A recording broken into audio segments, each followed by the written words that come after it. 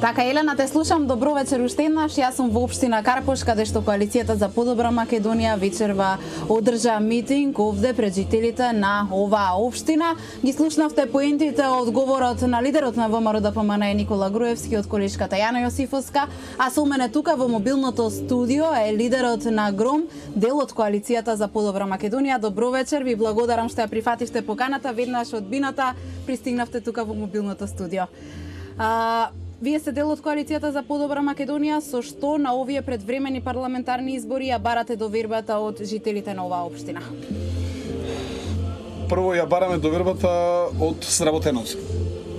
Граѓаните на општина Карпош од Коалицијата на ГРОМ и ВМРО ДПМН само добија, напротив, ништо не загубија, имајќи во предвид дека владата ни одобри средства од 165 милиона денари, па потоа уште 50 милиона денари од Светска банка, па уште 20 милиона денари за изградба на градинка во Бардовци и улици во Нерези.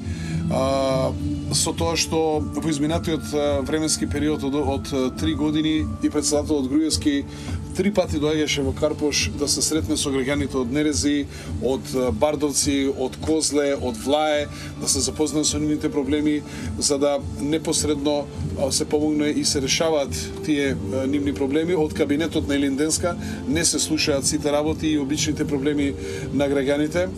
Довербата на граѓаните оваа коалиција за подобра Македонија ќе ја бара од граѓаните на Карпош, затоа што во изминатиот временски период Карпош не дозволи да биде попламен, затоа што изградивме над 35 км фекални атмосферски канализации, затоа што се изградени многу паркови, многу плоштади, многу шеталишта, затоа што оваа година ќе завршиме со над 40 реконструирани фасади, во план ни беа 50, меѓутоа, значи, дел ќе се прават и наредната година и ќе продолжиме во тој дел, затоа што сме единствена општина што врши реконструкција на лифтови, реконструкција на кровови во стамбените и индивидуалните објекти, затоа што сме единствена општина која што дава стипендии на талентираните ученици и спортисти, затоа што сме единствена општина која што, иако нема обврска во делот на социјалната заштита, даваме социјална помош во пари, во пакети на социјално загрозените семејства, затоа што сме блиски до граѓаните, затоа што сме вистински сервис на граѓаните, секојдневно отворени за нивните проблеми и затоа што во изминатиот временски период направивме и други битни проекти за граѓаните на општина Карпош, затоа што целосно ќе се реконструира болницата 8 септември, ќе се гради спортска сала за гимнастика, спортска сала за боречки спортови, ќе се гради отворен базен во Аква паркот, затоа што во Карпош ќе се гради и затворена сала за тенис. Започнува веќе веднаш после Нова година со изградба на драмскиот театар, тоа е бараки, значи се руши, се гради нов драмски театар, ќе се градат 3 нови градинки на територија на општина Карпош, се реконструираат хавзипашените конаци, локалитетот Скупи, се реконструира амфитеатарот кој има 9000 седишта, само за споредба Охридскиот собира околу 3500. Може замислите, значи тој ќе собира повеќе од Борис Трајковски салата, така што за тие проекти разговаравме и со кандидатот за пратеник Елизабета Канчевска-Милевска. Би сакала да се осврнеме и на онаа тема за која вие како лидер на ГРОМ особено жестоко реагиравте, за идеите на опозицијскиот лидер Зоран Заев за воведување на двојазичност на територијата на Република Македонија и за излегување од рамките на рамковниот договор. Морам да ви кажам дека моделите за соживот на Заев на Карпош не му се потребни. Ние овде живееме добро со браќата албанци, роми, власи, турци, срби на најдобар можен начин. Во локалната самоуправа, инаку, например, под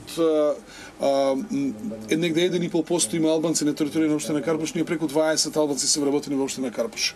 Роми се вработени, срби, власи и така натаму. Секој проблем што ги имале албанците од Нерези, локалната самоуправа го разрешила. Реконструирано основното училиште Братство.